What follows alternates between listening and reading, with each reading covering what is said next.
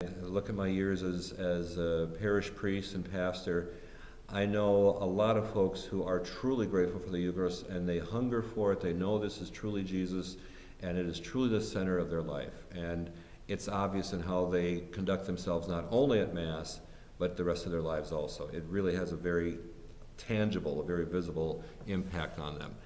I think for a lot of other Catholics, it can become routine. Especially for us cradle Catholics, we have grown up with the Mass, we've grown up with the Eucharist, we know we believe that it is, and we believe that. If we're not trying to foster a sense of closeness with God, dedication to Jesus, gratitude for what He's done for us, then the temptation is pretty strong to take things for granted and to just try to coast along. So, some Catholics are truly grateful. Some, I think, maybe would be challenged to try to develop that sense of gratitude. And for those who, for whatever sad or regretful reason, do not participate in the Eucharist, that's pretty sad, because I think it's just a matter of I would challenge them to reconnect with it, remember what Jesus has done, and if you take Jesus seriously, if we take the Paschal Mystery seriously, then we got to take the Eucharist seriously, and gratefully as well. They really all go together very strongly.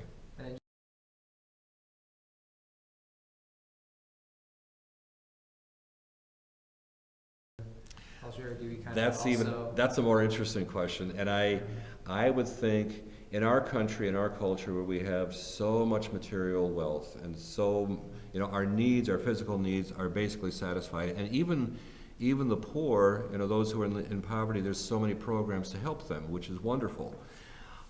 But a grateful spirit, I really wonder about that. I guess it's unfortunate, but I think we see a lot of signs of, instead of gratitude, it's my right to this, or I deserve this, and if I don't get this, then I'm going to be mad and I'm going to be resentful.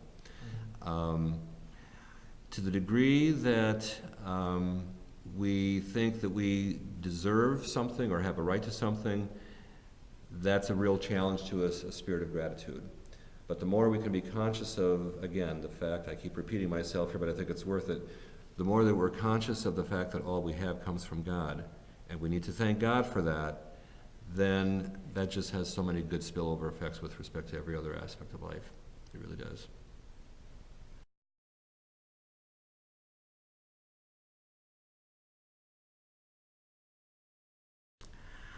I think there's a variety of ways that can happen. Again, I think it has to begin with, on a personal level, just fostering that. What am I grateful for? One thing that I've told people from the pulpit, and that I will suggest in the confessional on a pretty regular basis, call to mind specifically a list of things that you're grateful for in life. And everything from family to home to good health to the chance to go to school to whatever it is. Make a list, see how long that list gets, and let that be an occasion to say, I'm really blessed. Thank you, Lord, for all these things that you have made possible for me. So that, I think it has to begin on the personal level. Then the more that that's developed personally, the more that person can then share that sense of gratitude with others, and express that to others as a way to perhaps remind them, or to challenge them to have that, to grow in that sense of gratitude. To be able to speak about what Jesus means to me, to be able to have the courage to witness to that to others. Sometimes we can be kind of shy about expressing our faith and our dedication to Christ to others. We think, oh, that's personal. I don't want to be imposing myself on others. But if we've got good news, we're called to share it. That's just by nature. We want to share what's important to us and what really brings us a sense of meaning and a sense of peace. And so that, I think, just a willingness not to impose one's faith, but to propose it, to say, hey, listen, here's what the Lord has done for me, and I'm grateful for that. And when you read the New Testament, the Acts of the Apostles, and how the faith was taught and preached and spread, so often it was a matter of just people sharing their stories of what Jesus did for them. And there's nothing like the witness of personal experience. And so that, I think, it's interesting, the question in terms of how can we show gratitude through the Spirit of the Eucharist.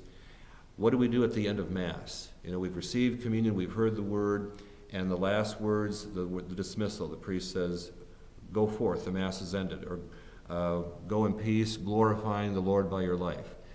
In other words, take what you've received here in the Mass and share that with the world.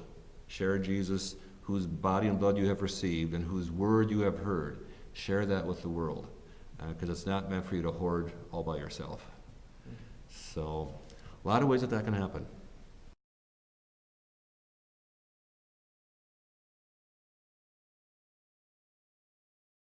Well, for one thing, I don't take part in it just because I don't want the headache of all the traffic and all the lines in the stores. You know, on one level, it's people wanting to, I guess I hope that it's people wanting to begin to prepare for Christmas, to prepare to celebrate their love for Christ and that generous spirit. I guess I've also heard or read too many stories of people getting into fights and yelling and screaming and you know, all that kind of stuff happening in the stores, and that's really pathetic. That has nothing whatsoever to do with gratitude. That's more about, it's me. I want this, I deserve this, whatever. We can take things too far, and we tend to do so in this country, and I guess that's just some of some examples of how we are still frail individuals and still in need of wholeness and of the healing that Christ wants to give us. So you're not going to be I'm not going to be standing in line at 3 a.m. at any store, I can assure you of that.